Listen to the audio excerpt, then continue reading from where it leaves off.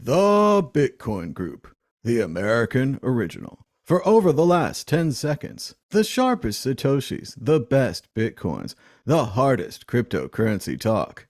We'd like to welcome our panelists, Victoria Jones from Satoshi's Page, Hey, everyone. Rigel from Swan Bitcoin, How y'all doing? Amin Rafi from Bittopia University, G'day, g'day. Michael Carter from Bitspeak Trippin'. Hey guys, how's it going? And I'm Thomas Hunt from the World Crypto Network. Moving on to issue one. Issue one. Judge rules computer scientist is not Bitcoin inventor. Craig Wright is not Satoshi, according to a British court this week. The judge said he is not Satoshi. He is not the person who created Bitcoin. And he might even be guilty of carrying out a massive campaign of dishonesty and forgery, a major victory for the Crypto Open Patent Alliance, including Jack Dorsey's firm Block. Victoria Jones, what do you think about the major decision? It came suddenly. Craig Wright is not Satoshi Nakamoto, according to a British court. Yeah, well, I'm sure the entire Bitcoin community is heaving a collective sigh of relief this week that it's finally over. This is a battle that's been going on for an incredibly long time and caused great distress to a number of people who didn't have Craig's resources. The fact that someone can really push lying to such an extent and the misery and aggravation that it causes in other people's lives, I just think is shocking. And I also think it's a very poor testament to our existing legal system that he was able to get away with it for so long. Basically what it's demonstrating is that, if you've got deep enough pockets, you can push this as far as it can take it. And ultimately it took someone else with deeper pockets to eventually shut him up, which I think is an appalling testament to exactly how our legal system works. So I'm glad that he's finally been shown up, but the fact that it's taken this long and this much to get it to that place, I think really is demonstrating to everybody, just exactly how many issues there are in our existing legal system, that this was even able to get this far. But ultimately I'm glad that what we all always knew has now been proven to be correct. I agree. He knew exactly where to sue. His earlier case in the Netherlands was less successful. When he sued in the UK, everyone was worried about the loose liable laws. It went very far. It was an involved and complicated case, perhaps unnecessarily, but it was great to see, as well as the C++ examples and other things that the lawyers brought out. Let's go to Rigel. What do you think about the decision by the British court? Well, I'm absolutely shocked that he's not Satoshi. Absolutely surprised. As Victoria said, I think it's good. Look, it seems, I was shocked that he hasn't been declared like a vexatious litigant. I'm not sure if they have the same term in the British legal system, but basically, if you're someone that just sues for the sake of suing, at some point they can say, look, we can't take this guy seriously unless there's some extenuating circumstance, something like that. He can't bring lawsuits. And I would have thought by this stage, it would have got to that point from the amount of kind of obvious forgeries that have come out and the other stuff. But it's good that these guys got together and seem to have really hit the nail on the head. The question for me is, what happens now in terms of do you know what they were suing for, the crypto patent alliance, where there's damages or what they're, because I mean, as I understand, it's a civil case, so it seems he's committed perjury and various other criminal acts, and so he might be in trouble for that. But I don't think it's will come as a result of what's just happened. So to me, that's the interesting question. I don't know if any of you guys have the answer for that, but it's great that he's been kind of kicked out, and he's obviously lost a lot of money on it. Well, Calvin Ayers' money, but the question for me now is, but what is the comeuppance for that? Can he just bring another case and do this again? And because he seems to have done that before, and despite obviously lying, hasn't been a barrier. So I would like to think this is the end of it, but I'm not sure if we have that answer just yet. So far, I think the court has awarded the Patent Alliance the legal damages. So Mr. Wright will pay for their court fees and so forth. As for what it really stops, I think it stops him making claims in the United Kingdom. Hopefully, as it's about patents with the Crypto Open Patent Alliance, it will stop him from suing on the patents. I don't think it'll stop him in general. I think he'll keep going. I think he'll keep suing on the patents. Don't know anything about Calvin Ayre, but he's posted a goodbye tweet. But I don't know if that ever means goodbye, especially when you've invested so much money and so much time in a person and a cause and a thing. I think it keeps going in other countries. Min Rafi, what do you think about the British court decision on fake Satoshi? Yeah, can you hear me? Yeah, sweet. Look, this is a very sensitive topic for me because I just attended Anarchapulco where a great number of people were shilling Bitcoin SV and standing by the idea that somehow Craig Wright is the creator of Bitcoin, and they have this really dramatic and sensitive story as to how he was played and his family was abused when they wanted to remain anonymous, and now he's out to prove he's the real. I mean, when I heard this, yeah. So when I heard this, I wanted to know that I wanted to let people know. Everyone was arguing facts. Everyone was like, "Oh, you know, but he's like a scammer. He's a known this and that." And I wanted to say, none of this matters. The fact that you have a blockchain with such huge block sizes, and they seemed so excited that you could just post things for free, almost for free. I go, none of these are good. You shouldn't want things to be almost free. Why are you guys excited? That means for $1,000, I can spam your network. Like, that is not what you want. How much junk is in your blocks? Why would you want videos on there? I don't understand where it was going. But they seem to be super excited about all of this, which blew my mind. Yeah, I'll turn it up. Is this better? Well, no, yours was good and loud. Rigel was soft, so we're in both. Oh, okay. Yeah, no worries. So it blew my mind how people even entertain this idea that somehow all of these are great things. You know, I'll just put it out there. Proof of work, there's a reason it exists. You don't want things to be super cheap because that means you can spam the network. You don't want that. And then they had some other forum where you could, on Bitcoin SV, back certain posts to make it show at the top of the thread. That's called, like, you know, if you have a large sum of money, you could just censor a lot of people because you would just back the ones that you like. The whole system for me was such a joke that I went to our community and I just said, this is a friendly warning. So please stay away from Bitcoin SV, the real Satoshi vision. And that was actually 2 weeks ago. So I'm super happy to see this article come out. Great timing, because then now people will be like, oh. So I feel great is the real answer. I feel great. I love that in the midst of all of fake Satoshi's alleged fraud, false claims, forgeries, not signing the contract and not moving the money, Amin is still mad about the block size. The real problem here is he's got too much block size. What's this guy doing? And my favorite part of this whole fake Satoshi thing, people might not remember, at one point, I think he told the journalists, go ahead and send a Bitcoin to the Satoshi address and I'll send it right back to you. And then it may have been 0.01 or whatever, but still that kind of thing. They're like, oh, of course, fake Satoshi, I'll send it. And then he's like, oh, no, I can't send it. I'm too busy. Or the keys are cut in half. They're being delivered on Thursday and it's raining. Back to the Future 3 stuff. But let's go to Michael Carter, Bitsby Trippin. What do you think about the decision by the British court?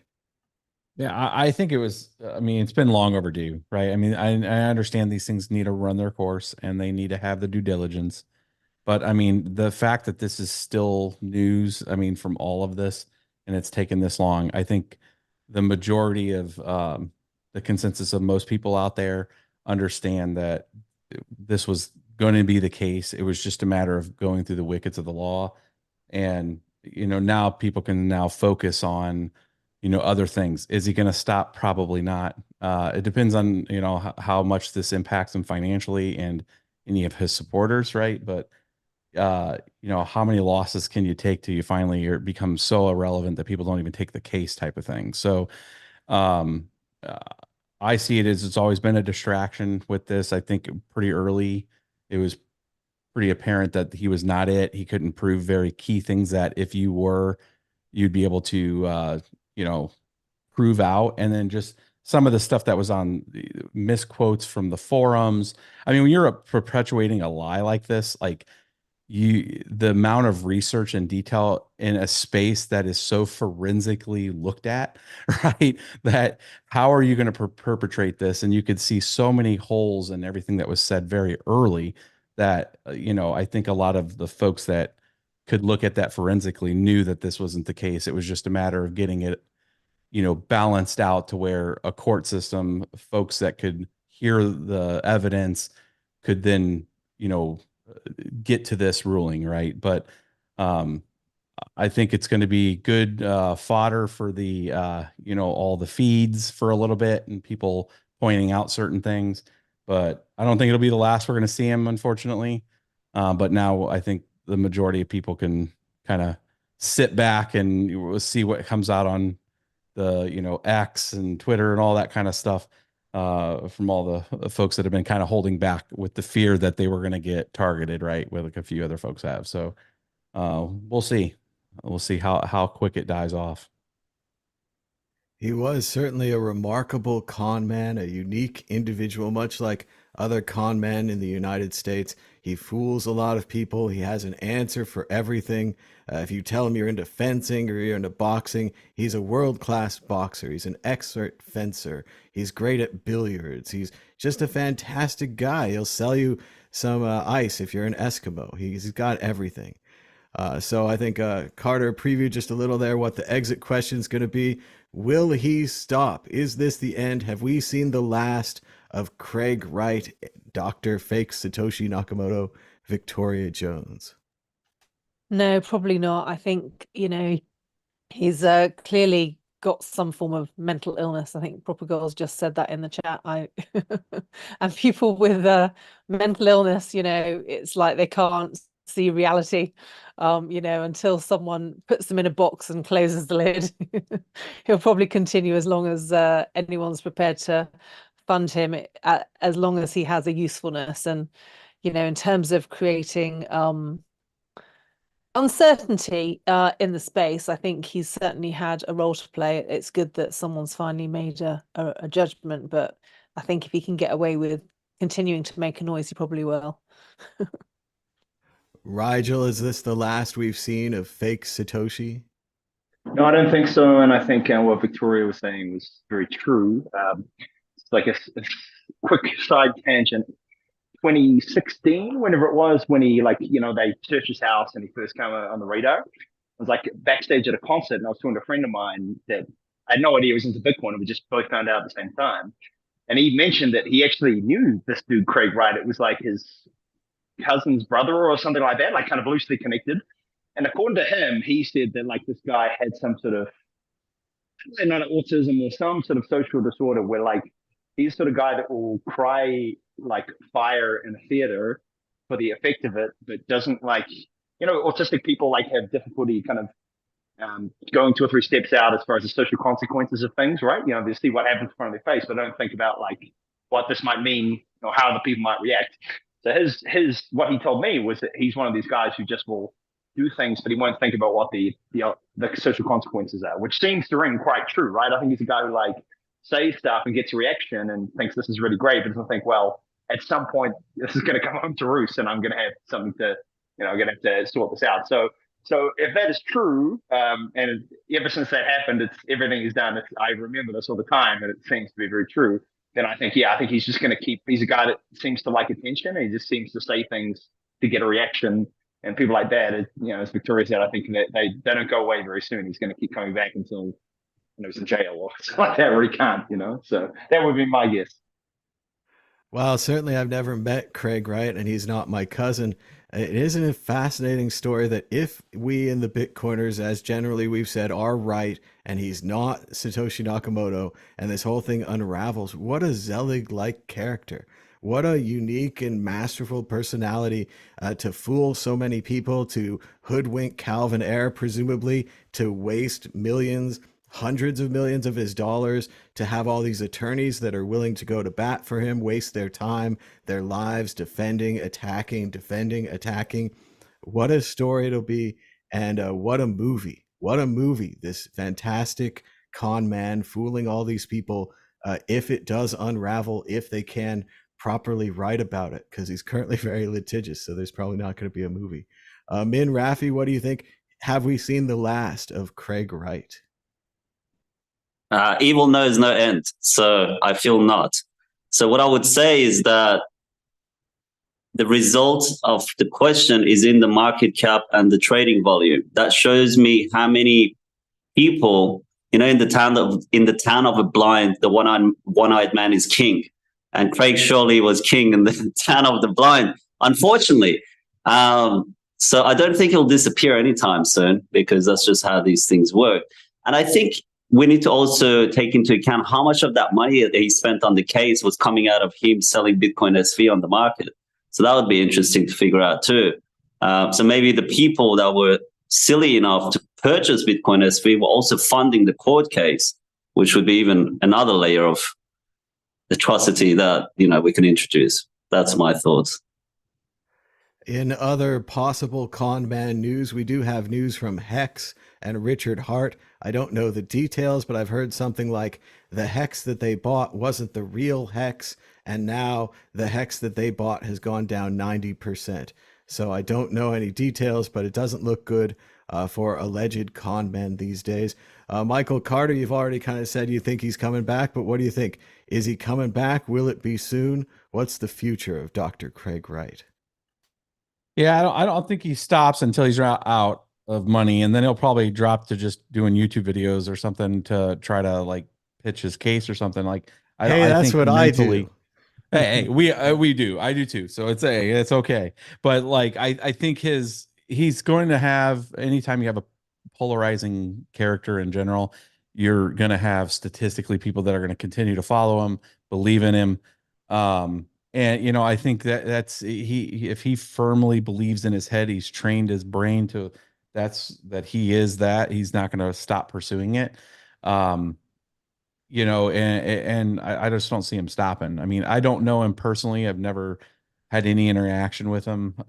But I just, seeing what I have seen so far, and the behavior in general, I don't think that's a person that just gives up easily, right? So I think he's going to just keep pursuing it, and maybe he'll find some lower court in another country, and then he'll try to catch a win somewhere, right? And then that'll be the next thing. And unfortunately, media is designed in general to highlight like, hey, he got this, right? So then it'll probably bubble back up, and we'll have to be talking about this maybe a year from now, who knows? But I just don't see him going away quietly. I think you're right. I think he is compulsive. I think there's a lot more countries, a lot more courts, a lot cheaper courts, a lot more questionable courts. We could see all of that. And then I want to go full circle back to Woody Allen's Zelig. If you guys haven't seen it, Zelig is about a man who basically has no personality. If he meets someone, he immediately copies them and becomes them, whether the person's a man, a woman, tall, short, has a limp, any kind of thing. Zelig copies them.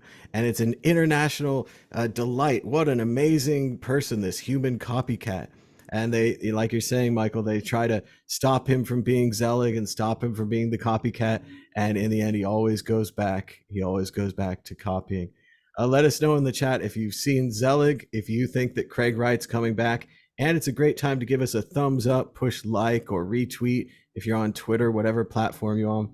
It's always great if you guys could spread the word and get more people to watch the show, and especially to join us in the chat and the conversation with the comments and stuff later. Moving on to issue 2. Issue 2, JPMorgan CEO issues shock Bitcoin reversal as $1 million price prediction is suddenly pulled forward. Yes, JPMorgan and their CEO, Jamie Dimon, is back in the news again this week, with Jamie Dimon himself altering his Bitcoin position, not yet positive, still different from his negative views of the past. He now says, I don't know what the Bitcoin itself is for, but I defend your right to smoke a cigarette. I'll defend your right to buy a Bitcoin. Rigel, what do you think about the continuing change in Jamie Dimon, who used to hate us and now seems to like us? And of course, the ever crumbling dominoes as bank after bank, as we predicted many times on this show, is suddenly getting into Bitcoin. I think there's been like quite a few things that are like shown up on Twitter over the years, right? About like JPMorgan or various branches of it, like buying Bitcoin or Bitcoin related funds, stocks, businesses, or things like that. So I mean, obviously, like they're like, you know, there's one hand of like the public face, and there's the other one, which is like we want to make money. And I think if you want to make money, not being a Bitcoin is getting to the point now where it's kind of like your family and your fiduciary duty to your shareholders and you know, to other people that are, you know, particular money fund that are your customers, right? You know, so yeah, I mean, I don't know. I mean, I kind of split. Like, I'm the sort of guy that really hates the whole legacy finance world, and I think all this money macro stuff is kind of bullshit as far as I'm concerned. But I think like you have to also admit that like, and there's also people who are like extremely, you know, anarchist or whatever about this. But you got to admit like this is also part of how, if Bitcoin is going to win, this battle is going to be had, and it's got to be won. And this is how you do it, right? Is, you know, people like that may not like Bitcoin, but at some point the price starts to force their hand, and they must join the march, so to speak, onwards. So I don't know. Yeah, I mean, I think the guy has probably has seen it as a financially advantageous thing to be involved in. But I mean, when you run a bank, like, what are you going to say? Bitcoin's the future? Of course not. You know, you're going to be trying to at least delay it until you've got a strong position, right? You know, so it doesn't surprise me at all. And I think we'll just see him get weaker and weaker on it. As a Bitcoiner, and especially a longtime Bitcoiner, you have to love it that he still doesn't get it with all his finance degrees and being CEO and hundreds of $1,000s a year, whatever he makes, millions of dollars. I'm sure he's very well off, but he still doesn't get it. We love it. But I agree with Roger that we can't see over his shoulder to see his balance sheet. We don't know what he's really doing. And we heard years ago his daughter or something like that was investing. So we don't know how much she has. And daddy gives her a gift and she holds on to it. We have no idea. Min Rafi, what do you think about JPMorgan Chase and, of course, their CEO, Jamie Dimon? Yeah, look, just before I say something, doesn't it represent the firm that manipulates the silver and gold prices? Yeah, doesn't JPMorgan contribute to the silver prices and keeping the prices down for the gardeners how many years in the past? Does anyone know anything about this on the show? Yeah, for me... Yeah, I think he's heavily invested in silver, aren't they, JPMorgan? Yeah, and I think they manipulate it, like they keep it down on purpose for a very long time. There was a case where they did say officially that the silver was manipulated and held down, not just a libertarian theory or fantasy. So I do agree with that. I don't have the details. Yeah. So, I mean, end of story. You know what I mean? Who cares what he's saying? I think people really need to stop caring about what these people are saying and assume that they somehow know what they're saying. They're just Muppets. They're just Muppets who have been put there to yap their mouth and say certain things that they're paid to say. They're not important. They're not smart. They really don't have really any value apart from being a Muppet that just goes on TV and yaps their mouth. That's all they do. So from that aspect, great job. He's a very entertaining guy. He could do well in Hollywood or something, you know, away from real serious stuff. But when it comes to serious stuff like Bitcoin, yeah, I mean, he said it himself. He doesn't even know what he does. So that already shows like his level of intelligence. It's been 10 years. There's many books out there. You know, Andreas Antonopoulos has written many books about Bitcoin. It would take him probably 15 minutes. He could have someone even summarize it for him in a bullet point. He's an executive. He has people that summarize things for him. So, you know, that's really, I don't really have much to say. I don't really care about this guy. So it is great that his go-to for Bitcoin, which used to be a pet rock or rat poison or just going to destroy you and make you lose all your money, now it's cigarettes, this, you know, poisonous, addictive chemical substance, not something like Bitcoin that can free people, help people, you know, make a little money here and there, get out of their situation, accept money on the internet, so many different uses, remittances, all that kind of thing. Carter, what do you think about his comments on Bitcoin? And maybe he's coming around. He says it's just like cigarettes now. I think he'll be one of those long holdouts too. And then once everything's regulatorily approved, especially when it gets down to custodials at banks, then it'll be one of those things that he'll have to more positively comment on because it'll be a service offering that they have. But yes, it was. There was a question earlier about the gold manipulation. So JPMorgan in 2020 had a $920 million fine from the SEC for manipulating the precious metals market in general. So it's not just gold, it's everything. And I think that when you get to such a size of a company like that, there are a lot of heads to that Hydra type of thing. And there are different groups and management incentives and things that cause certain probably leadership to make really bad decisions, sometimes even fraudulent decisions. And then you got the head of the piece there that has to either defend it or have a position that supports, their core tenet or core business. And I think I think personally, he, just from the comments that he's made, especially recently, where he keeps getting this question. He was just on CNBC not too long ago, and they were kind of hitting him pretty hard with it. And he's like, he looked genuine when he says, I just don't care about it. Like I think in his world, like it doesn't matter, but he keeps getting asked to have an opinion on it because of who he is. But I think one of those things that, it's an old dog, new tricks type of thing too, to where he's very set in like what traditional old school finance is. He's comfortable in that space, doesn't want to really understand and what the innovation is that comes with Bitcoin.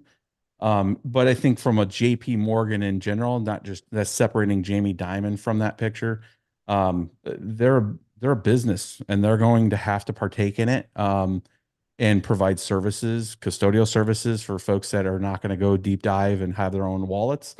And they're going to be part of it. So, I mean, that's where there's always a conflict whenever people bring up his own company.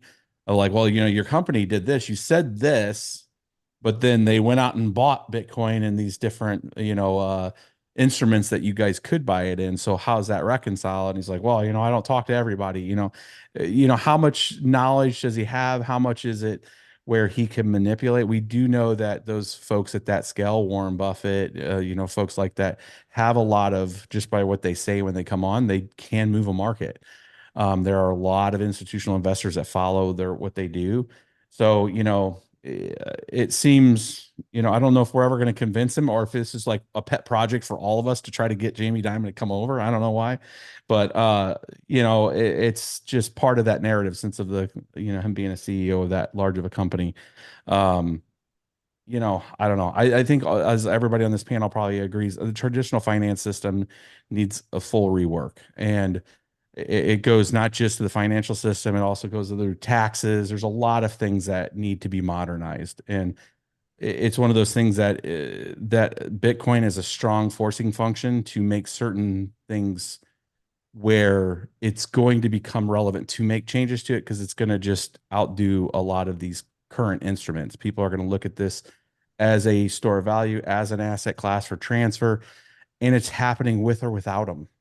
And now they're just having to become a participant in it, right? So I think it's going to be interesting over the next few years, especially when banks start to become custodials for folks and have to take positions of coins and provide services from their side on it. And JPMorgan for sure will be part of that, no doubt. It just must be haunting. You said no years ago, you didn't buy, you keep saying no, you keep not buying. And yet people keep asking about it. Like I was saying, the journalists keep calling you up and asking you about this Bitcoin.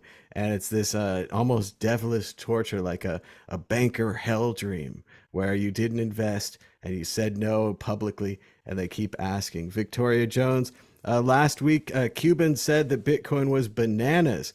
Diamond says that it's cigarettes. But of course, now in prison, they trade stamps or mackerel, like Max. Diamond needs to stay up to date, right? Well, I mean, I have a slightly contrarian view of the whole situation. I think Jamie Dimon understands exactly what it is. But of course, his job is to be the face of the existing financial system, and Bitcoin completely disrupts the existing financial system. And I think part of their hope has been that it would die before it reached that full potential. And of course, it's getting closer and closer to actually fulfilling its destiny. And I think, they're starting to kind of go, this wasn't supposed to happen. Now what do we do? You know, I think he's flip-flopping on his opinion. It's almost like he can't make his mind up because you know, I think they were in their arrogance hoping that, you know, Bitcoin would die a death all by itself, but it's not. It's getting stronger, and of course, the stronger it gets, the more of a threat it is to their existing system. And so I totally understand why he spouts a contrarian opinion. You know, the only tool they've now got in their toolkit is to try and keep people away from it based on their existing reputation. But of course, by the time everyone figures out that what they say means nothing because we've got a whole new reality that's being birthed, then, you know, their previous opinions will just speak for themselves and they'll lose all credibility. You know, the world is on the brink of realizing that these guys are completely untrustworthy. And the more people do their own research and start to realize that actually this is the way it's going and you need to think for yourself and not rely on what they're telling you, the better off you're going to be. So, you know, more for you if you want to listen to Jamie Dimon. You know, anyone who's done their own research now realizes that you can't trust what they say. You know, the sooner you figure that out, the better off you'll be. It does seem like they're evil villains and we're just about to pull their mask off and they say, oh, I would have gotten away with it too if it wasn't for you kids and that dog, Bitcoin. It all comes back to Scooby-Doo. But let's go on to the exit question. What will happen first? Jamie Dimon giving in or Bitcoin breaking $1 million? Bonus aspect, predict when on the chart he will give in. Rigel, when does Jamie Dimon break? I think well before $1 million, dude. I mean, you know, you would guess it's somewhere at the minimum into the 300K. He's got to do a complete reversal, or just say like, hey, you know, I don't get it, but we're doing it, you know, something like that. So I don't know what that point would be. You know, just purely on like numbers and the power of like round numbers, I would guess 100,000 is going to create some headlines and some talk, you know, that whether, you know, happens bang on 100,000 or not, I wouldn't say that's going to be the trigger, but like that would start the discussion, I would say. Certainly well before $500,000, I would guess. But the real question I think for all of us is like those wheels take a while to set in motion, right? Like say today he decided that they're going to do it. It's going to take them at least a couple of weeks to get their product launch and, you know, all the other stuff behind the scenes together. You know, like to bear in mind is, you know, obviously, I mean, I think everyone here knows, you know, this is probably not going to continually go up forever. It's going to go too far and then come down, and then we're going to have probably a bit of a bear market for a while. Those kind of things as well can affect those decisions of like, I believe, you know, there's been other institutions or things that like had a product ready to launch and then the bear market happened. They're like, oh, well, the shelf this for the moment. So that's the only thing I think might affect it. But I think a lot quicker than you'd think. If these changes stack like that, I mean, I think it's not very far at all, to be honest. I think you're right. He'll definitely do it at a time that's convenient to Jamie Dimon, a time where he will make money personally in some way. But we've got 100,000 to 500,000 range so far. Amin Rafi, predict the future. When will Jamie Dimon give up? Yeah. Look, I just want to add some layers to that. First of all, when we say $1 million for Bitcoin, I have to assume that the dollar has dropped in value so much that it has become worth $1 million. And that $1 million could be represented by 100,000 today. So that's something that people don't put into the equation. Like Cliff High says, when silver for an ounce is in 3 digits, that's a very different world you're going to be living in. That doesn't mean that necessarily it's worth 3 digits. That could also mean that the dollar has devalued itself so much that now it's represented by a higher number. And that for me is something that I like to keep in mind. Now, the second layer I want to add to that is, for example, with the BlackRock and institutional purchasing, which a lot of people get excited about, but they don't see the other side of the coin, which is that in the US, from my research, I could be wrong, half of the real estate is owned by financial firms. Now, that's very worrying, and people should worry about that. That means we are no longer representing things by how much they're actually worth, but how much the market sets it to be worth. And I see examples of this in Australia where a lot of people think they have somehow gained this magical wealth in the last 2 or 3 years. But what they don't realize is that a dollar is now worth 30 cents. So it's not to be excited about because you see larger numbers for what you have as assets, but rather that your dollar has debased itself and become worth a lot less. That's another perspective that sometimes people miss. Now, if BlackRock is getting into cryptos, what it could also mean is that they could definitely manipulate it for both good or bad, the price of Bitcoin. So a lot of people also get excited about BlackRock buying Bitcoin, but they don't understand that Aladdin, for example, has $500 billion worth of assets, probably more now. That was a few years ago, under its control, worldwide assets. That means they can control the entire market of the world, whether it's housing, precious metals, whatever they've bought. Aladdin is told to purchase. So with that in mind, I just want to bring it back to reality with those functions. I would say JPMorgan coming onto Bitcoin, I don't think they will. I don't think they will come around. And if I had to guess, I would say probably when it reaches $1 million.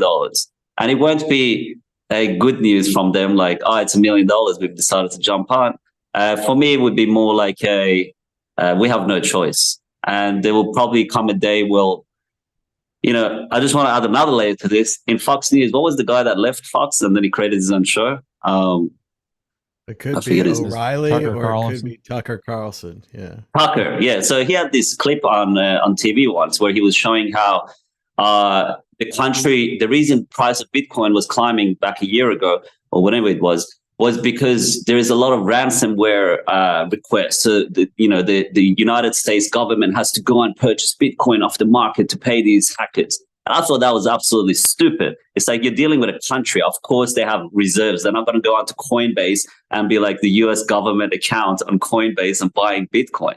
Like they buy this stuff OTC. So the fact that you can even relate to those two is just silly.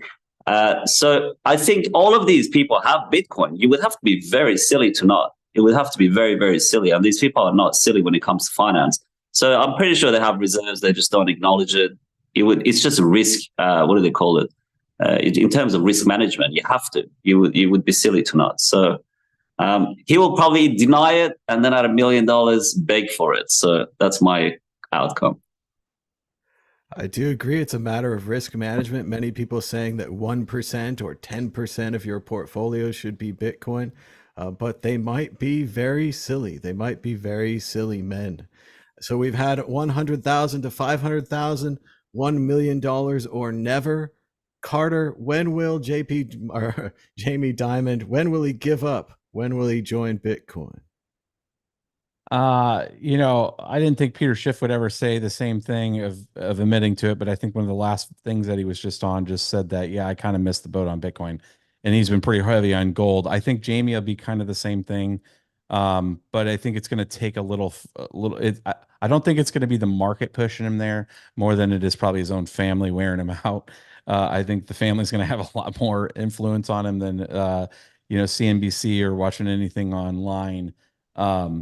But I don't see him really coming over, if not being just one of the long-term holdouts of like, I don't care. I don't care if it's $1 million, $2 million. I don't care that if our company's involved in it or not.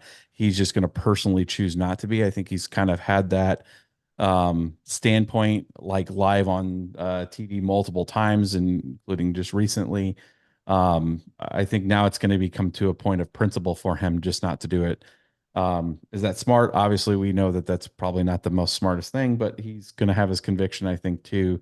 The same way I don't think Craig's going to give up going after saying he's, Satoshi.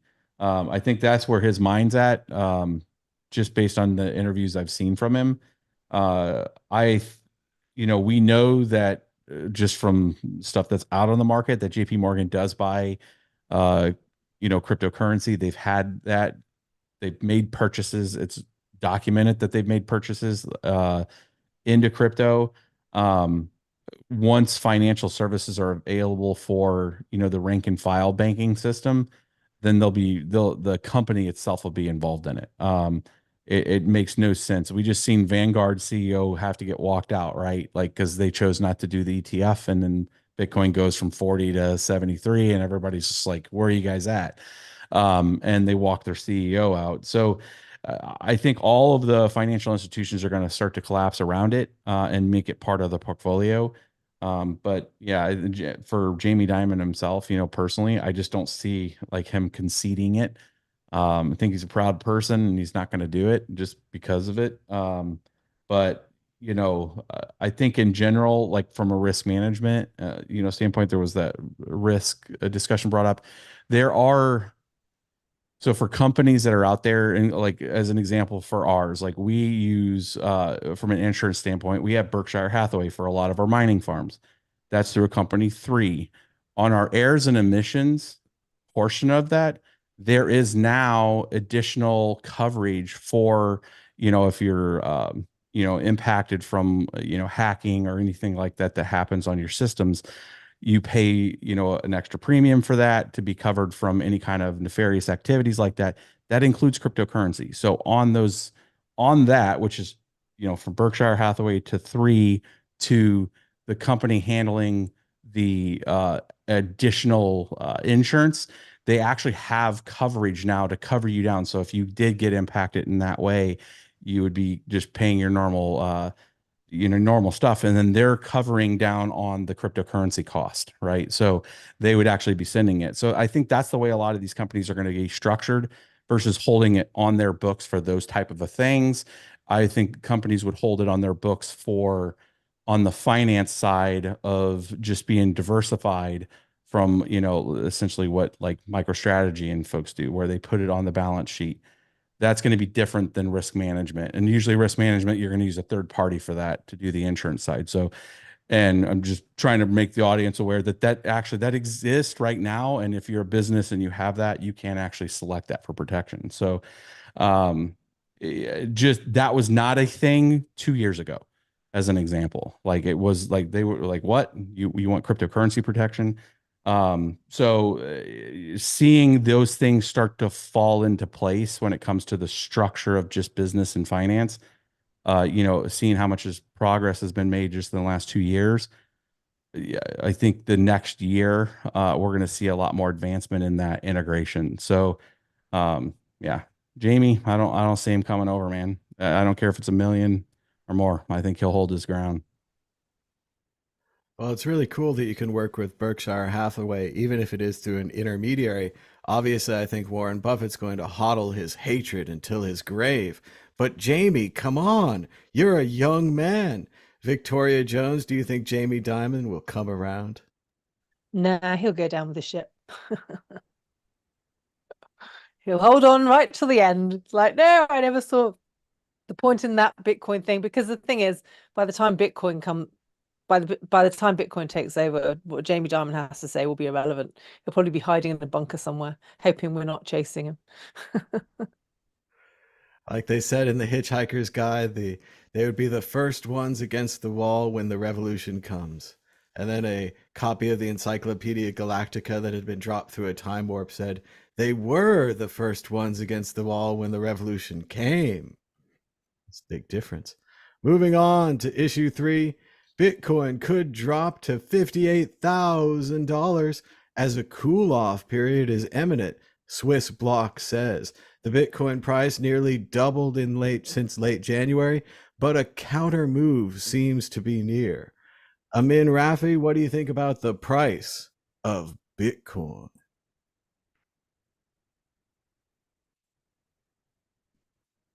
Yeah. So, yeah, different perspectives. I've been doing some research. Some say that how many was it, like 40,000 or so, or 20,000 Bitcoins that was seized in 2022 because of the Silk Road and other things that I read about. Some say that the current pump is caused by BlackRock pumping the market so that the government can sell the Bitcoins that they had seized. And that was the only reason for this pump. Other people say it's like institutional buyers coming in. Finally, it's standardized and regulated enough so big people can come in. I don't know.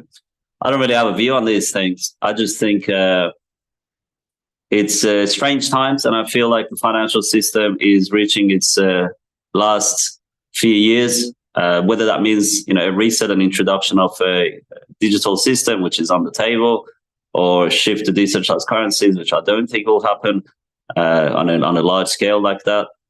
I don't know. So my answer would be I'm in it since 2013. So Long term, it's going up. Unless the dollar gets screwed. I don't know what the plan. Does anyone have any theories? What happens if the dollar like gets, if all these countries are shifting to Chinese yen and these things? I don't know. I don't know. I don't have an answer for that one. Well, I do agree with you. I think long term it goes up, but if $1 million buys you a hamburger, what good is it? Let's go to Carter from Bitsby Trippin. What do you think about the price of Bitcoin and the large potential drop? I think there's a lot of various macro things going on. The ETF obviously has that a large impact on this market. I mean, there's people that are tracking outflows, OTC orders, the fact that some exchanges have been halting Bitcoin purchases because they're out of Bitcoin. I saw Uphold had that for a little bit there. I saw Exodus, which is decentrally you can do exchanges through the Exodus app. There was a couple times where you couldn't even do an exchange decentrally because there wasn't enough spot out there to cover down. There was too much float in the price. I just think there's a higher demand on it right now. I mean, it is pre-halving. We typically wouldn't see, a large increase past all-time highs until usually after it. So this might be a little bit of the buying the news, selling the event. But unlike other times in those halving events, there's way more infrastructure. We do have the ETFs in the US, way more onboarding ability. I mean, if you think about just the 2017 cycle, in December of 17, I think most people that were around at that time knew, like, when it was peaking at all-time high, I mean, Coinbase like clockwork goes down, but like everything was like BitMEX, Binance was just starting. Nobody could get any, you couldn't get any orders through anywhere during all-time high. This round, it was pretty subtle besides a few of the bigger jumps, and Coinbase hits the circuit breakers, right? But Binance didn't have any issues. Kraken, a few of the others didn't have any issues. So, there's way more robustness to the network now. In addition, there's way more folks that are onboarded to be able to purchase. You got Robinhood, you got all these other different entities to allow, custodial holding going on. So, I think it's a mix of that narrative is pushing it. I think it's one of those things, once it starts moving, it really starts moving. But the sell-off piece, I don't know. There's some of that part of the ETFs is the incentive to balance the market a little. I think this most recent today sell-off, I saw a report on Twitter yesterday that the longs were close to 80% versus the shorts at 20. That anytime that happens, you're going to have somebody come in there and try to market maker wreck the market, right? They're going to go take that money. So it needs to be balanced more around a 60-40 split, 50-55-45 split. So when you get a really unbalanced from longs and shorts, you're going to have people go and that our market makers make some some moves. And I think that's what we're seeing now. So I don't see it ratcheting too heavy back. What's interesting being in the Bitcoin mining space and seeing hash price and equipment and availability versus all the other times, price has went up a lot. But to give you an idea, last year we were purchasing machines for around $500 to $800 used.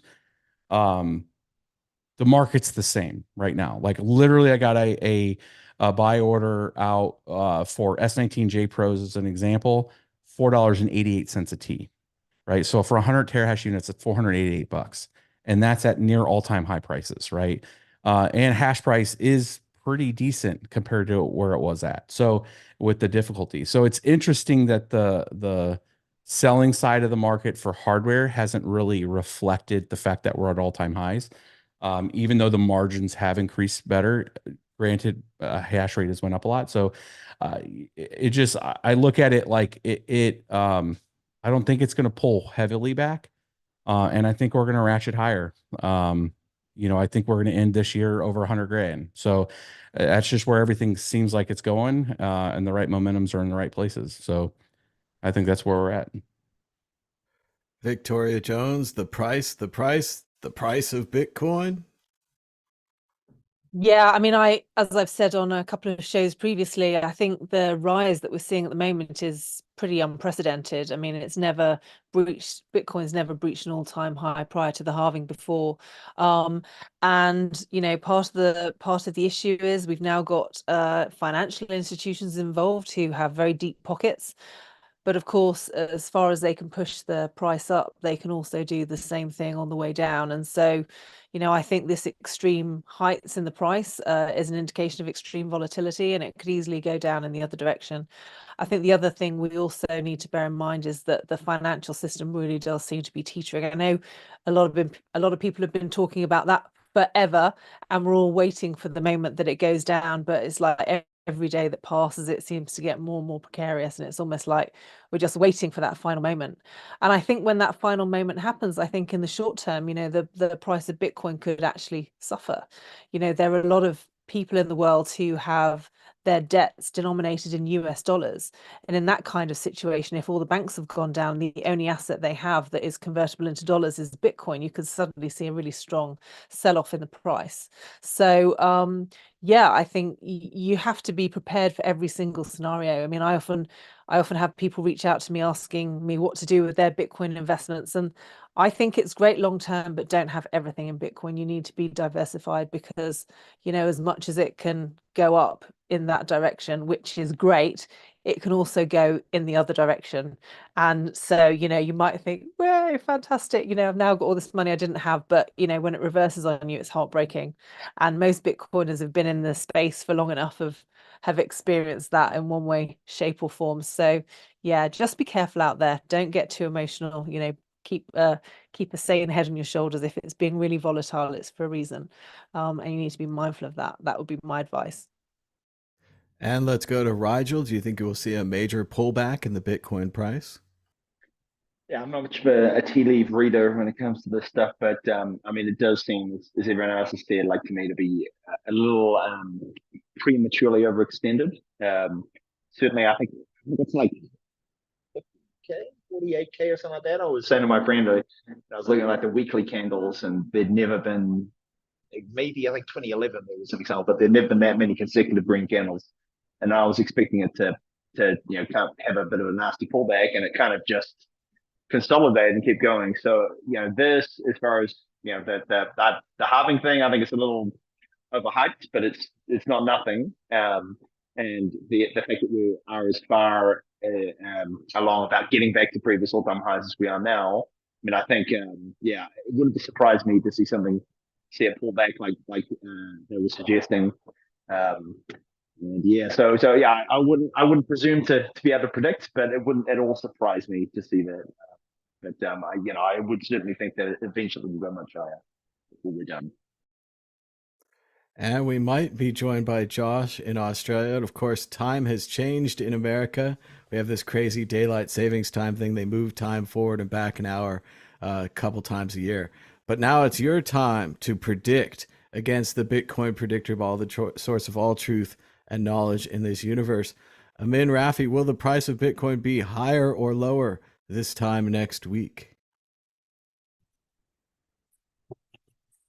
Let me think. It's gonna be higher. Let's go to Carter from Bitsby Trippin. Higher or lower?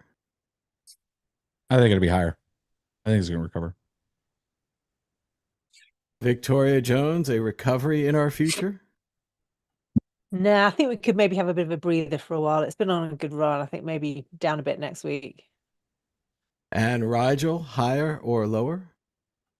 I just checked. It says like 67,000 at this moment, and so to me that seems like a little quickly pulling back from where it was. So I'd be thinking it would be similar, if not slightly higher, would be my guess. But I don't think it's going to be dramatically different. And Josh Agala joining us from down under after the United States has randomly changed times. Higher or lower? Yeah, well, if I know one thing's lower, it's going to be SV. That's for sure. Wow. Yeah. What's with the time zones, guys?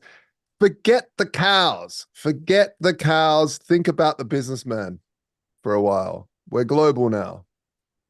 We've got to save daylight, even though we've got LED electric lights that hardly use any electricity at all. Nothing like the old filaments. But let's keep going. Check out worldcryptonetwork.com, where we've got 3,599 videos, including this one, which happens to be number 400 if you're into arbitrary round numbers. Moving on to issue 4, El Salvador to transfer a big chunk of their Bitcoin to a physical vault. Let's go to Carter from Bitsby Trippin'. What do you think about the plans for El Salvador to transfer their Bitcoin to a physical vault? They're going long-term holdo, I guess. Getting it makes me wonder where they were storing it before. But yeah, no, I think I think that they're really focused on the long term on it. I think folks in the beginning thought it was a stunt, but I think what we're seeing in El Salvador really is leaning into the space, trying to incentivize folks to come to the space to do come down there, do some work, and they're staying in for the long haul. I think it's a good move. Have a good treasury for it, and I think it's like anybody that's had a lot of like either old school Bitcoin and you're holding on to it forever, and at some point when you go to use it, using it as leverage or borrowing power versus selling your stats or immediately replacing them. I mean, that's been kind of the mantra I've used for a long time. Is if I spend it, I do have to spend Bitcoin sometimes, but I try to replace it as fast as I got it. And sometimes I catch dips like this where there's a pullback, but I think this is a good move for him. Breaking news. I was so distracted by Josh joining, I forgot to predict the future for you. So very quickly, will the price of Bitcoin be higher this time next week? We asked the Bitcoin predictor ball, the source of all truth and knowledge in this universe. Will it be higher? Better not tell you now. Better not tell you now. It's a good thing that we asked. Let's keep going. Josh Shigala, what do you think about El Salvador? They're putting it in a vault. Oh, gotta unmute yourself. Noob. When we ran Vaultoro, which was the first Bitcoin physical gold exchange that was launched back in 2015, and obviously gold, big vaults, Switzerland, solid stuff. But at the time, the ECB had negative interest rates, and all the banks were storing their fiat at these private vaulting institutes because it was cheaper. The vaulting fees were cheaper than sending it back to the ECB because then they'd have to pay negative interest rates. So there was pallets and pallets of just paper sitting in these vaults. In terms of Bitcoin, you don't need pallets of nothing. So I don't know. It sounds like a decoy to me because that's part of a security profile of having a decoy. You say, here's the big, chunky, massive vault, but it's actually in a multi-sig with a few like deposit boxes around the place. I don't know. I'm just not a big fan of governments in general holding Bitcoin because it's so easy to take the whole nation at ransom if you get voted out or something. Like there's a whole different profile of risk for governments doing this thing called Bitcoin. Hey, maybe with the new signatures, we can have like massively multi-sig where every user, every member of society has to sign to vote. Maybe that'll be the way. I think Josh has got a good point. We've all played the video game and we know what happens at the end. Sorry, Mario, your princess is in another castle. Victoria Jones, what do you think about El Salvador putting it in a vault? Yeah, well, I mean, given where we are in history, that probably seems like a reasonable thing to do. But, Bitcoin is going to completely disrupt the nation state. And, all you're waiting for is someone to run off with a private key and that's it. And it's gone. So, you just, in the short term, it may be fine while the infrastructure exists. But I think we're entering a time in history where almost anything could happen. So yeah, it seems like a reasonable thing to do right now. But in terms of, you know, how that plays out long term, anything could happen. Anything could happen. Let's go to Rigel. What do you think about the decision of El Salvador to go with physical security for their Bitcoin? I mean, yeah, I heard a rumor, I'm not sure if this is true or not, that it was in BitGo and another custodian previous to this. So I mean, I think it's good that, like, at least for the nation of El Salvador, that they're taking it more seriously as they should. You know, I mean, you can't really have like a sovereign asset with a nation state that's, you know, with a leader that's not afraid to kind of poke at the United States and other things and have your assets sitting, you know, as we've seen with gold. I think it was with Venezuela and Germany, or no, England, I think it was, where they tried to get a bunch of gold back and England's like, oh, no, sorry, you know. So, I mean, I think it's positive. It's doing it the right way. But I mean, on the other hand, I'm also quite skeptical about the hype about El Salvador. And Bukele is definitely a master propagandist. And so, like, this is what he said he's done and everything. But I mean, how can we, you know, we've seen it, we see an address, but that could easily be an address. He could have just gone to BitGo and say, hey, what address is there, you know, our Bitcoin sitting in? And there it is, right? You know? So, yeah, as far as all the details of it and thinking that it's great, I mean, it's a great statement. You know, how true or how well secured it is another matter. But at least, you know, I think as someone was saying, at least it shows that, you know, this is true and they get it at face value. They're taking it seriously, and I think this is the way. If Bukele wants to do what he's trying to do, it's a very wise strategic move. But also, as mentioned, you know, it's much easier to steal than, you know, whatever millions of dollars that is of gold, or certainly to try and steal it by the legacy banking system.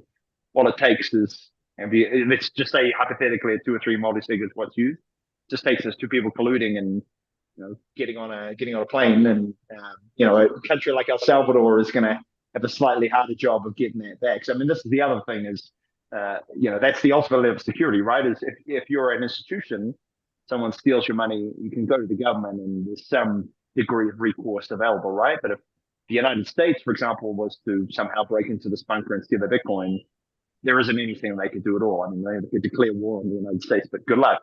So it's an interesting security question as well. I think it's interesting from that perspective of, like, if you're a nation state, how do you secure this thing, which theoretically, you know, when you think about some of the pretty powerful nations out there, it wouldn't be that difficult for them to get in and steal billions of dollars worth of money much easier than it would be in other forms. So that's another interesting question. It seems like a pretty complicated solution to the problem of the finance minister keep panic selling and panic buying. He buys it, he sells it, he buys it, he sells it. They try to keep it away from him. He just keeps doing it. Amin Rafi, what do you think about their solution to put their Bitcoin in a physical vault? Yeah, I think my answer combines a lot of these different answers. First of all, I would really advise Bitcoin fans to really take into account that ETFs, as much as they wanted it, because the price of Bitcoin will go up, will have very negative impacts on Bitcoin itself.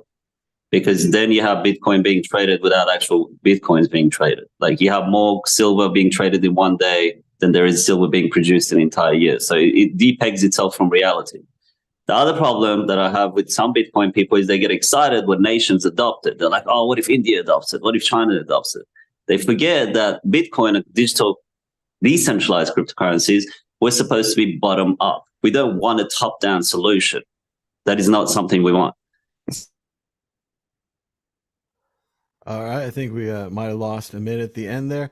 I was going to ask you guys as an exit question of how much money, allegedly, would the dictator or someone else steal if they were to steal it? But I think Rigel's right. They'd steal it all. They'd steal it all. And I just want to second what Victoria and Rigel said.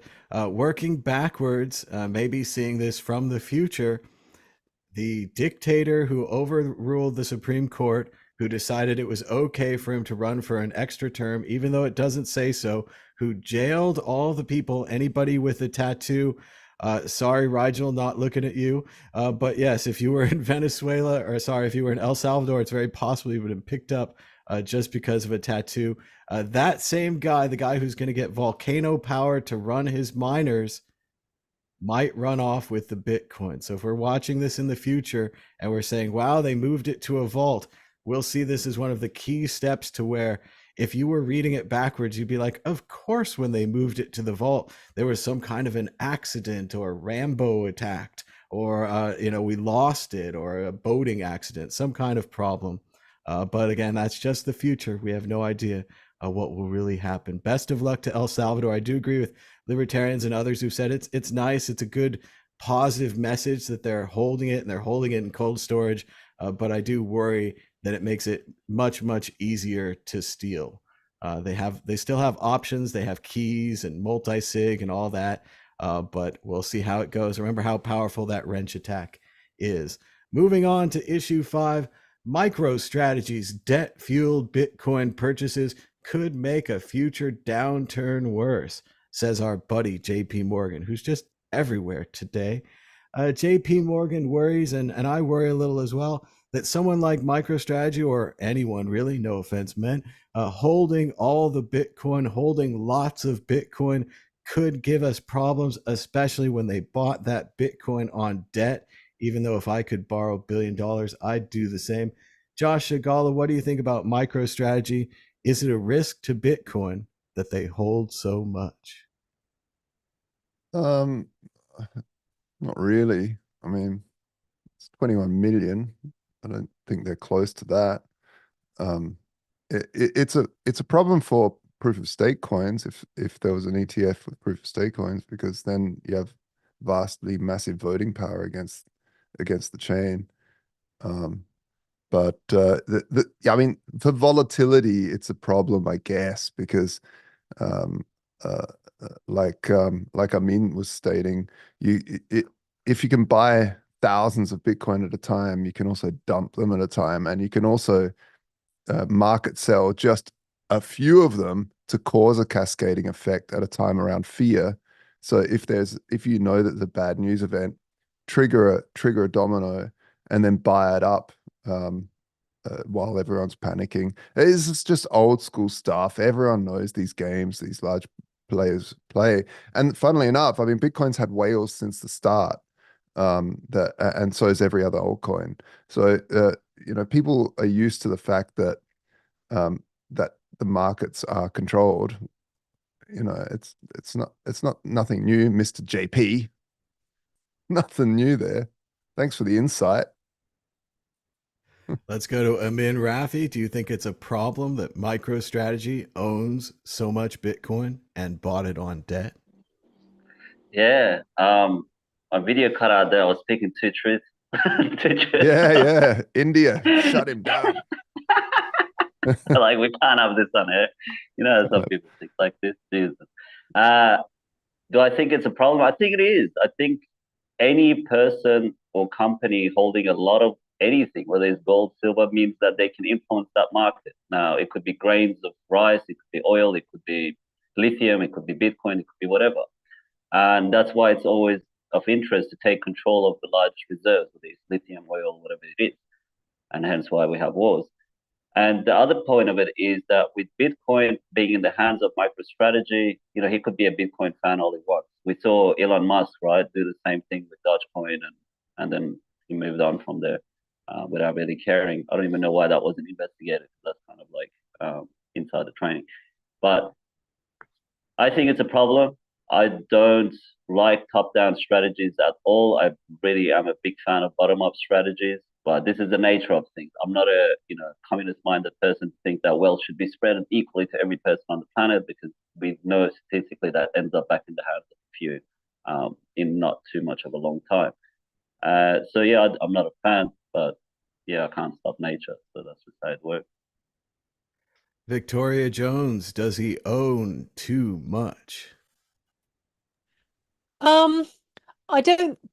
I mean, the thing is, I think Bitcoin's pretty well distributed. I know there are still a number of whales, and there are still a collection in a number of big hands at the moment. But I think in the scheme of things, because of the way in which Satoshi designed the protocol, with the majority of them already having been issued, anyone who comes in later in the game is going to have a much harder job of catch up. And of course, a lot of the really big holders are ones who were in even earlier than Michael Saylor. I mean, he only really took a big interest in it in 2020, and Bitcoin had been around for about 11 years by then. I mean, the thing is, he's got big pockets. I think the issue with this particular article is the fact that he's buying it on leverage, and I think from that particular perspective, JPMorgan has a very good point, because ultimately, the biggest weakness in the existing financial system is the leverage. Everything's leveraged, property's leveraged, governments are leveraged. When it breaks, it's going to be when the debt market breaks that's a problem. And so anyone who's holding a lot of debt, while it may well be a great strategy at the moment at which that house of cards falls apart, he could actually find himself in a very weak position, a little bit like I mentioned earlier. If all of his debt is US denominated, and the only way of paying that back is US dollars, but the banks have all shut and the only way of getting US dollars is to sell his Bitcoin, then yeah, he may well have Bitcoin, but it may actually be equal to his debt. So, I think there's still so much to play out here. We're just in the first innings of this game. And I think when the financial system breaks, that's when things will really start to get interesting.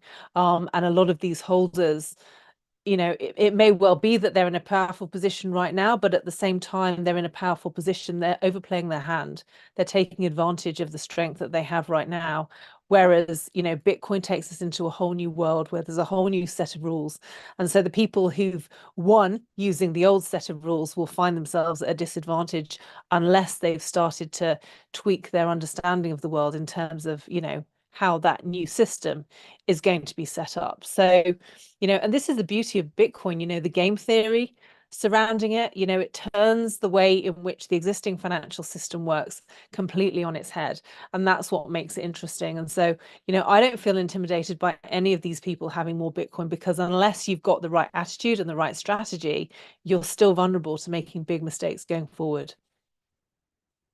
Michael Saylor makes all the conferences, talks to businesses, makes the tweets. He's in all the memes.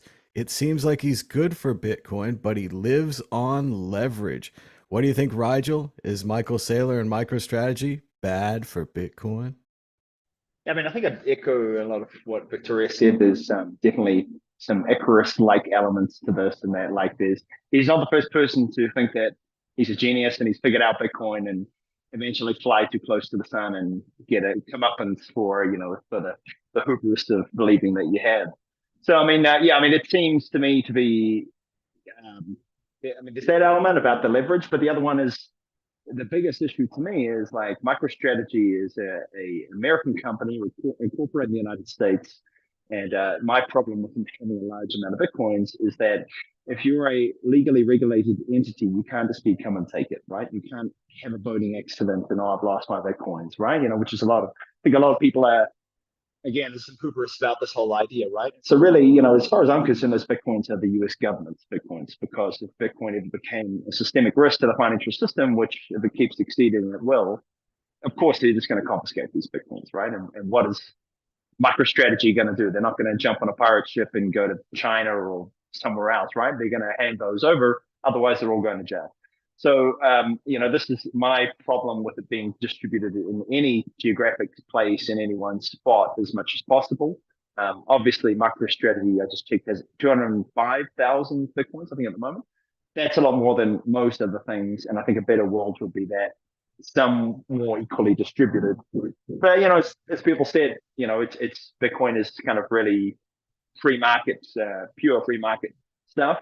And at some point, some guy with a lot of money is going to realize this makes a lot of sense and jump ahead of a lot of other people that just don't have the resources to do that.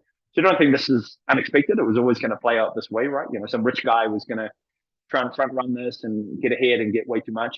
But, something that makes him a target eventually. And what we see is this changes hands many, many times over many, many years as people, eventually we end up in a more equal distribution just through the way of the law of the jungle, if you like, about people eventually figuring out you don't want to be too much of a big target either. Yeah. Well, it's been a long time in this space. I think we'll go to Michael Carter. I remember back in the day, there was a con scam called Pirate at 40. That guy would buy Bitcoin for you and hold it. If I was going to start a company, I think I would have started a company where you buy Bitcoin and hold it. Seems like a good idea. But now MicroStrategy's actually done it, and it might be a threat. Carter, what do you think? I mean, I think we got to see some of this almost play out with the FTX failure, right? He had leverage positions on Bitcoin. He bought Bitcoin. Bitcoin dropped from 30s all the way down. At that time, it was right. I think he bought it at 34, and it dropped all the way down to 16. Right? There was margin calls at 20. He went and got more financing to cover the position. So I mean, I think somebody at that scale with his resources look at the liquidation risk, look at the volatility, look at all these aspects. The more systemic issue that folks have been kind of keying on is the more larger economy having more existential issues and maybe hyperinflation kind of stuff. I'm going to tell you, if we get into that, not, some people would say not if, but when, we're not going to be talking about MicroStrategy's Bitcoin position. There's so much more impactful than even Bitcoin if the financial system collapses. Which I think it's going to be stages, and then I think it'll be propped, and then there'll be stages, and then certain things will start to look different later. If we had full financial collapse, Bitcoin's not going to be on the conversation, right? There's way more involved in this space than just Bitcoin to have that kind of systemic risk. So, I think that it is a risk. I think they've calculated that risk. I think they've borrowed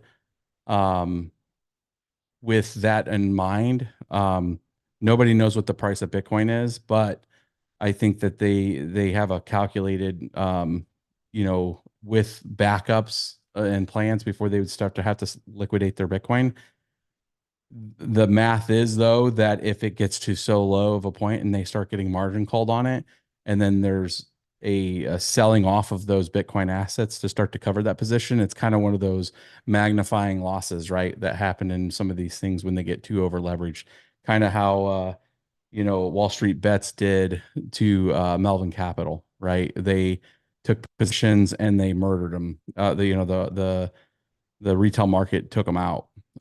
So there can be, and that's part of, I think, if we've seen anything, that's part of I would call it, the bigger boys get into this space, especially with some of the regulatory stuff that's kind of green lighting them. The more systemic risk is that you do get somebody much bigger than MicroStrategy coming in there. Maybe it is the BlackRock's first venture with the ETF, that they really start putting some pretty heavy calls on there, drive price way, way up, cause, a vacuum to kind of come up with it. Then people take more margin and more risk.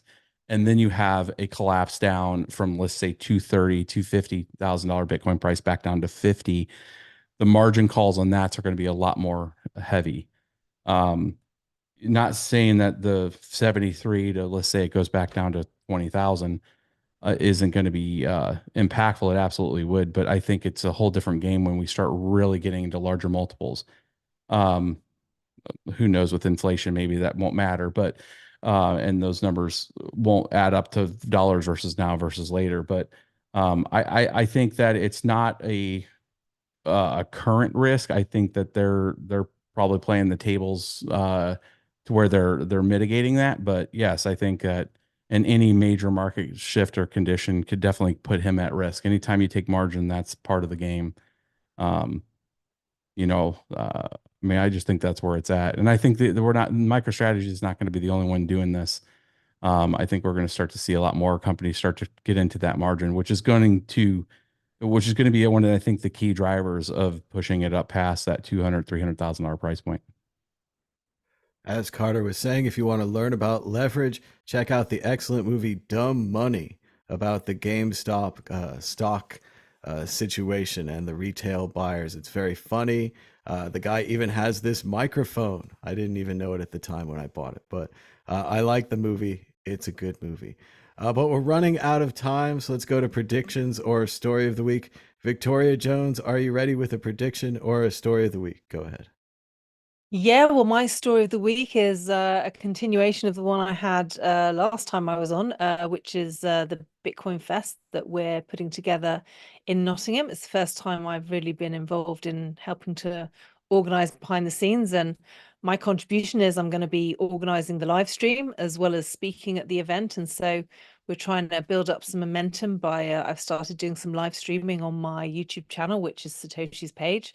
So we're looking for more subscribers. So if there's anyone on here who hasn't subscribed yet, who'd like to support us, if you want to come over to my YouTube channel, Satoshi's page, and yeah, Thomas is showing the poster for the Bitcoin Fest in Nottingham.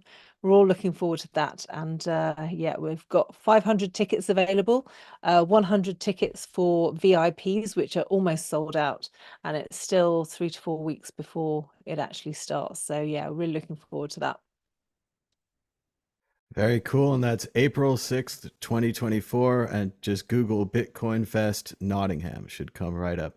Thanks, Victoria. Let's go to Rigel for a prediction or a story of the week. Go ahead. Oh man, on the spot. You've covered all the stories of the week. I feel like, so I'm just trying to think of what I could cover off. I guess I gotta just go with like a prediction, man, and say that I would think that what are we gonna get? What are we gonna say? Bitcoin is going to top out in the cycle at around $300,000. There you go. No, nothing to back that up. Just you put me on the spot. There's my guess.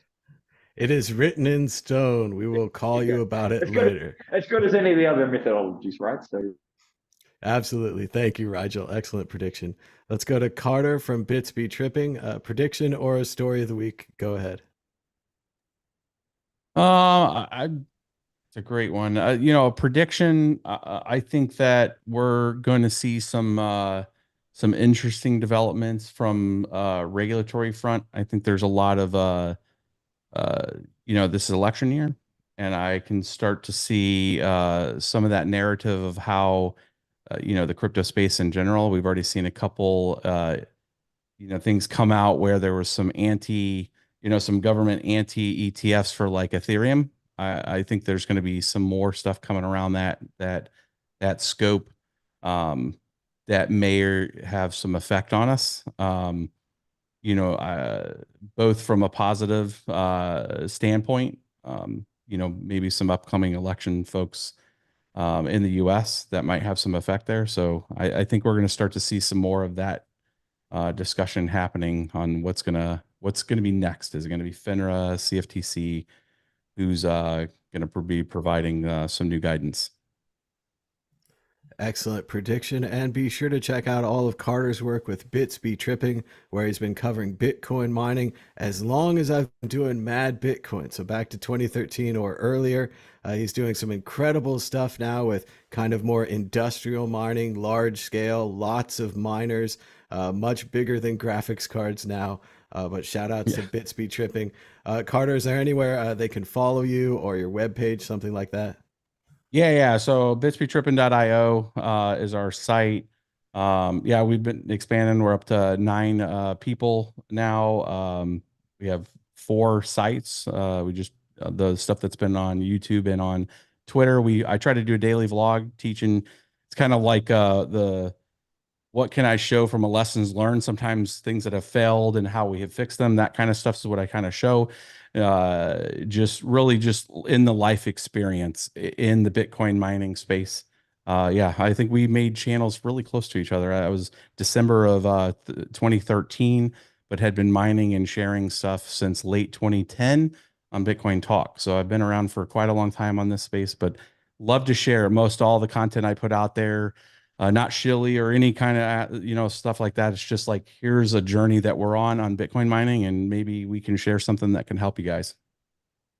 And I don't know the details, but Carter and his company, they're putting in Bitcoin miners at power facilities. So it's the kind of thing we always hoped would happen, and it's actually happening, and they're one of the groups pushing it forward. Yeah. We put some containers on actual power plants, which was an interesting journey, because that's critical infrastructure in the US. But it's, we've had attorney generals down. We've had folks there that, to understand. A lot of it's been just through education, and some of those things really help in communities and local areas, hiring locally, and just trying to bring people to an understanding. It's kind of like the gateway that we're using to educate people on Bitcoin in general, the security of the network, that sort of thing. So yeah, we're doing it mostly in the US, but help with projects all over that you've seen. It was just in Germany a few weeks ago, and we're kind of all over. So it's a great journey. It's fun. Excellent. But, Thanks so much. how do you get for the joining chickens us, Carter. laying again, though? Carter, sorry. How do you get the chickens laying again? Apparently, last week we did a story about some mining farm disrupting the chickens laying their eggs. People were whinging. We've had definitely some interesting concerns. I mean, from everything from, is this going to heat up our particular city? To and I'm like, well, thermodynamics don't really work that way. But there's definitely been sound stuff that we've had to do, and we try to educate people like what we've went through to try to kind of demystify some of that. I've always encouraged local government and states to come down and see what we're doing, just to ensure that they're a participant in supporting, the local development of those situations, and then using a lot of stranded power. So like where we're at, they had a lot of government earmarked dollars that made a lot of windmills because of a lot of green energy stuff. And when you drive up and down where we're at, they're all off. There's no demand, and they haven't built the transmission to move it because that's very time consuming. So it's one of those things where it's like, hey, all that those tax dollars and everything that was raised to do that, let's turn those on and actually balance the network with these. So we're able to do that here locally in Illinois. But there's a lot more to do. So yeah, trying to work within the frameworks and then educate on top of it. But yeah, there's very interesting things that do come up when you're trying to get zoning and stuff. Yeah, it is funny, as Josh was saying. Last week on the show, we talked about how perhaps because it's called mining, people think that Bitcoin mining is dirtier than, say, having a Google data center in your town, and that there's kind of a reactionary element to this. But you guys can check out last week's episode for more on that. Josh, a Gala prediction or a story of the week? No, I mean, I think just in following the Craig Wright stuff, which is interesting. For me personally, it's good to have a finality on that side of, and but what's really interesting now, I feel that he needs to appeal this, because otherwise he goes to prison, or he needs to sign, or something needs to happen. And so yeah, where this is going, and it's so interesting seeing the Bitcoin SV community still making excuses for the guy. Like, it doesn't matter what happens, there's always like, oh well, he's just tricking them or whatever. Like, he actually wanted the court case to go like this, because that way he, like, no guys, you've been hoodwinked for a long time, and you've got this thing called cognitive dissonance, where it hurts to admit to yourself that you've been fooled. But anyway, yeah, so that's just my story of the week. And last but not least, let's go to Amin Rafi for a prediction or a story of the week. Go ahead, Amin. Yeah, so first, good to see you, Josh. Been a while, mate. Yeah. Yeah, so for me, I've just been focused on privacy. So I'm going to be launching a privacy summit somewhere along the second half of the year. I also have the business Unchained Innovations, UNCHAINED innovations.io, where we support privacy through devices. So we have a lot of phones, laptops, routers, privacy course, one-on-one tutorial, one-on-one coaching, and things like that. And people that pay with Bitcoin get 10% off. And now the next stage that we want to go to is doing the privacy summit, because we see that there's a lot of mess out there where things are not coherent, or they're just take-minded people speaking, like an echo chamber, so to say. And that's kind of our vision for this year. So quite focused on that. And in terms of prediction, I predict that there will be a Black Swan event at some stage this year. I don't know when, but it will be some stage this year. That's my prediction. Well, I hope that means the price is going up. But we'll have to wait. We'll have to wait. Yes, sir. Not financial advice. My story of the week is I've been reading again. I went to the bookstore and I lucked out. I found a cool book to read. I really enjoyed the movie and the book, The Martian, by Andy Weir. And now, thanks to some wandering through the bookstore, I found his newest work, Project Hail Mary. It's very similar to The Martian. It's very sciencey. If you like The Martian, you'll probably like Project Hail Mary. So check that out. Now I've moved on to his previous, but also new to me book called Artemis. And it's about a moon base. Imagine if we had 2,000 people living on the moon. Sounds like fun. So if you want some sciencey books, check out Andy Weir, author of The Martian, who wrote Project Hail Mary and Artemis. Thanks to everybody for joining us. We're running out of time. Until next time, bye.